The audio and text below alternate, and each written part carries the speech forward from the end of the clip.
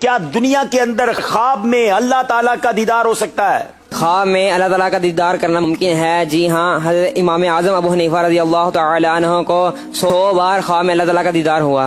جناب، خواب میں اللہ کا دیدار ہو سکتا ہے، اولیاء سے ثابت ہے۔ امام اعظم ابو حنیفہ رضی اللہ تعالیٰ عنہ کو خواب میں 100 بار اللہ پاک کی زیارت ہوئی۔ جواب درست دے دیا ہے۔ کیا خواب میں اللہ کا دیدار ممکن ہے؟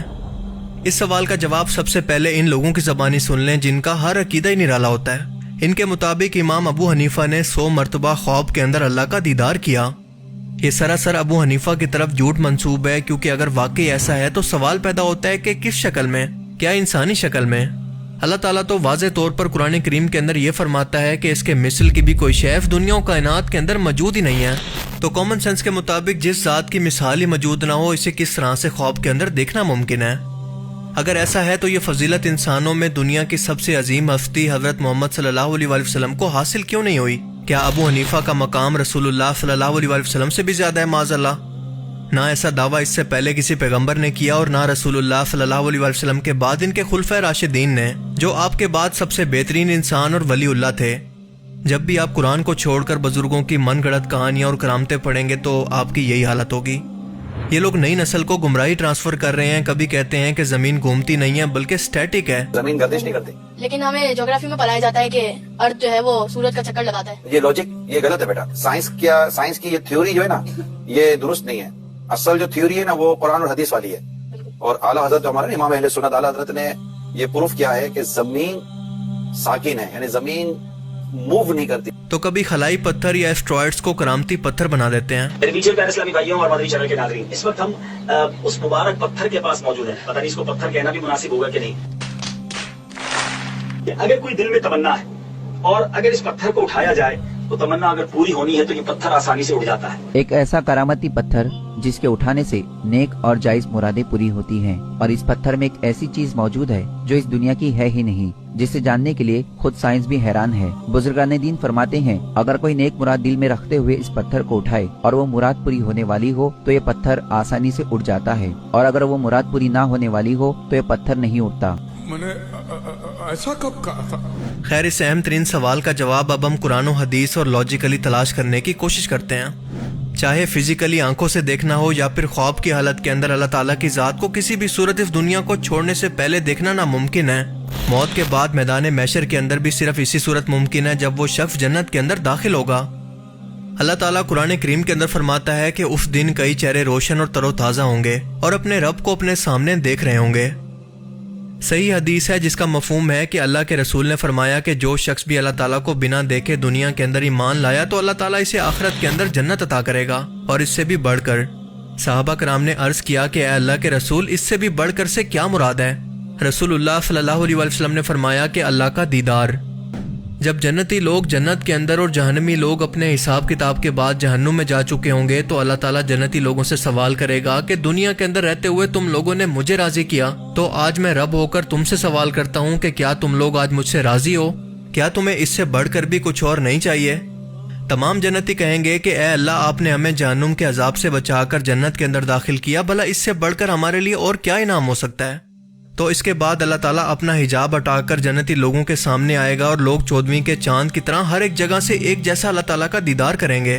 یوں ہی اللہ کو دیکھتے دیکھتے ان جنتی لوگوں کو ہزاروں سال گزر جائیں گے، لیکن ان کو آنکھ چپکنے کی ضرورت تک محسوس نہیں ہوگی۔ ان کا اپنے رب کو دیکھ دیکھ کر دل ہی نہیں بھرے گا۔ رسول اللہ صلی اللہ علیہ وسلم نے فرمایا کہ اے لوگو، تم اس دن اپنے رب کو ایسے دیکھو گے جیسے 14ویں کے چاند کو، بنا آنکھیں جھپکے۔ وہ 14ویں کا چاند جس کی روشنی آنکھوں کو تکلیف دینے کی بجائے سکون دیتی ہے۔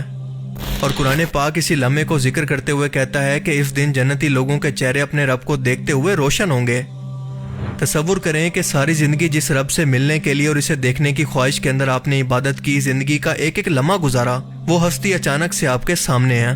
اس دن اللہ تعالیٰ اپنا نام رکھے گا ذوالجلال والاکرام، اور ذوالجلال کا مطلب ہے زبردست اور اکرام کا مطلب ہے نوبل یا پھر اعزاز، اس لیے کہ یہ اعزاز صرف کچھ گنے چنے لوگوں کو، صرف جنتی لوگوں کو حاصل ہوگا، جیسے دنیا کے اندر بھی کئی سالوں کی ریسرچ اور محنت کے بعد کسی ایک شخص کو نوبل انعام دیا جاتا ہے۔ اب آپ ذرا سوچ کر بتائیں کہ اگر دنیا کے اندر رہتے ہوئے کسی بھی شخص کو یا پھر پیغمبر کو بھی ظاہری آنکھوں سے یا پھر خواب کے اندر اللہ کا دیدار ہو جائے تو اسے قیامت کے دن اپنے رب کو دیکھنے کی وہ خواہش رہے گی جو دنیا میں رہتے ہوئے تھی؟ تو کیا اس کا مطلب یہ ہے کہ وہ لوگ قیامت کے دن جنت کے اندر بھی سب سے بڑی نعمت یعنی جنت سے بھی بڑی نعمت اللہ کے دیدار سے محروم رہیں گے؟ نہیں، ایسا بالکل نہیں ہے۔ اللہ تعالیٰ نے دنیا کے اندر رہتے ہوئے کچھ چیزوں کا پردہ ہمیشہ کے لیے انسانیت کے لیے رکھ دیا ہے، مثال کے طور پر جنات، فرشتے، جنت، دوزخ، روح اور اللہ کا دیدار۔ ان سب چیزوں کا دنیاوی زندگی سے پردہ رکھا گیا ہے جو کہ موت سے پہلے کبھی نہیں ہٹ سکتا۔ ورنہ آپ ذرا سوچ کر دیکھیں کہ اگر اللہ کی ذات ان تمام پردوں کو ہٹا دے اور پوری دنیا کے انسانوں کو اپنا دیدار کروا دے تو کیا کوئی ایک بھی شخص ہوگا جو کہ اللہ کی ذات پر ایمان نہ لائے؟ اور اسی لیے ایسا نہیں ہوگا کیونکہ یہ دنیا ایک ٹیسٹ ہے، ایک امتحان گاہ ہے، اور اپنے رب پر بنا دیکھے ایمان لانا سب سے بڑا امتحان ہے۔ جو بھی شخص اس امتحان کے اندر پاس ہوگا وہی تمام نعمتوں کا حقدار ہوگا، جن میں سب سے بڑی نعمت ہے اپنے رب کا دیدار، اور وہ بھی اپنی ان ظاہری آنکھوں سے۔ اس پردے کو اگر آپ نے آبزرو کرنا ہو تو اس بات سے اندازہ لگا لیں کہ خواب کے اندر بھی آپ ان چیزوں کے وجود کا تصور نہیں کر سکتے۔ یہاں تک کہ موت کے بعد کیا ہوتا ہے یہ بھی آپ کے دماغ کے لیے تصور کرنا ناممکن ہے، کیونکہ اکثر آپ نے دیکھا ہوگا کہ جب بھی آپ خواب کے اندر خود کو مرتا دیکھتے ہیں تو فوراً سے آپ کی نیند کھل جاتی ہے۔ اس کی وجہ یہ ہے کہ اس سے آگے آپ کا دماغ پروسیس ہی نہیں کر پاتا کہ دراصل موت کے بعد ہوتا کیا ہے۔ ایک پردے کے پار آپ کا دماغ دیکھ ہی نہیں سکتا۔ حدیث مبارکہ کے مطابق اگر اللہ تعالیٰ کی ذات کا یہ پردہ دنیا کے لیے ہٹ جائے تو دنیا و کائنات کی ہر ایک چیز اس کی ہیبت سے تباہ ہو جائے گی۔ حضرت موسیٰ علیہ السلام نے بھی اللہ تعالیٰ کو دیکھنے کی خواہش کی تھی، لیکن اللہ نے فرمایا کہ موسیٰ تو مجھے ہرگز نہیں دیکھ سکتا، سامنے پہاڑ کو دیکھ، اگر وہ قائم رہ گیا تو مجھے دیکھ سکتا ہے۔ لیکن چھوٹی سی ایک تجلی نے اس پہاڑ کو ریزہ ریزہ کر دیا اور موسیٰ علیہ السلام بے ہوش ہو کر گر پڑے۔ اگر ایسا ممکن ہوتا تو اللہ تعالیٰ موسیٰ علیہ السلام کو یہ نہ کہہ دیتے کہ خواب کے اندر میرا دیدار کرنا ممکن ہے، تو مجھے خواب کے اندر دیکھ لینا، لیکن دنیا کے اندر رہتے ہوئے ان ظاہری آنکھوں سے دیکھنا مجھے ممکن نہیں۔ اسی لیے یہ بالکل ناممکن ہے، اور لاجیکلی بھی یہ بات فٹ نہیں ہوتی کہ اللہ تعالیٰ اپنے کلمات اور اپنے قانون کو بدل دے۔ یہاں تک کہ فرشتوں کے سردار حضرت جبرائیل علیہ السلام نے بھی اللہ تعالیٰ کو نہیں دیکھا۔ سفر معراج پر بھی رسول اللہ صلی اللہ علیہ وسلم سدرۃ المنتہا پر ان کو چھوڑ کر آگے بڑھے، ایون کہ آپ صلی اللہ علیہ وسلم کے بقول آپ نے بھی ظاہری آنکھوں سے اللہ تعالیٰ کو نہیں دیکھا، بلکہ اللہ تعالیٰ نے اس وقت نور کا حجاب لے رکھا تھا۔ سائنٹسٹ کو اس کائنات کے اندر سب سے روشن چیز ایک بلیک ہول ملا ہے جسے کہتے ہیں کیوزار، اور یہ ہمارے سورج سے بھی 600 ٹریلین گنا زیادہ روشن ہے۔ آپ اندازہ کریں کہ انسان اس سورج کو بھی آنکھ بھر کے نہیں دیکھ سکتا، کیوزار کو دیکھنے کی جرت نہیں کر سکتا، لیکن اللہ تعالیٰ کی ذات کو ظاہری آنکھوں سے یا پھر خواب کے اندر دیکھنے کا دعویٰ کر رہا ہے۔ اس کی عقل کا اندازہ لگائیں۔ اس طرح کے عقائد زیادہ تر صوفیہ کے ہاں مشہور ہیں، یعنی تصوف کے اندر، جو کہ اسلام سمیت دنیا کے ہر ایک مذہب کے اندر مذہبی تعلیمات سے ہٹ کر ایک پیرالل کے اندر الگ فیلڈ ہے جس کا اسلام سے کوئی تعلق نہیں۔ خوابوں کی حدیث شریف کے اندر 3 قسمیں بیان ہوتی ہیں۔ پہلا رحمان کی طرف سے مبشرات یعنی کہ نیک خواب، اور یہ خواب نیک تب تک ثابت نہیں ہو سکتے جب تک کہ وہ خواب آپ کے سامنے پورا نہ ہو جائے۔ دوسرا شیطانی خواب، جو کہ شیطان انسانی شکل کے اندر آ کر انسانوں کو گمراہ کرنے کے لیے ان کے خواب کے اندر آتا ہے، کبھی ان کے مر چکے رشتہ داروں کی صورت میں تو کبھی بزرگوں کی شکل میں۔ سوائے رسول اللہ صلی اللہ علیہ وسلم کے وہ کسی بھی انسانی صورت کے اندر آ کر انسان کو گمراہ کر سکتا ہے کہ میں تیرا رب ہوں، یا کوئی الٹا مشورہ دے سکتا ہے کہ تمہیں یہ کرنا چاہیے۔ اور تیسرے خواب کی قسم ہے انسانی ذہن کی اپنی پیداوار، جو آپ کا دماغ خود کسی حادثے یا پھر چیز کی خواہش اور اسے سوچنے کی وجہ سے خواب کے اندر اسی چیز کو اور اسی شخص کو دیکھتا ہے جس کے بارے میں وہ سوچ رہا تھا۔ اور یہی وجہ ہے کہ اکثر لوگوں کو اپنے ریسنٹلی مرنے والے رشتہ دار ہی خواب کے اندر نظر آتے ہیں۔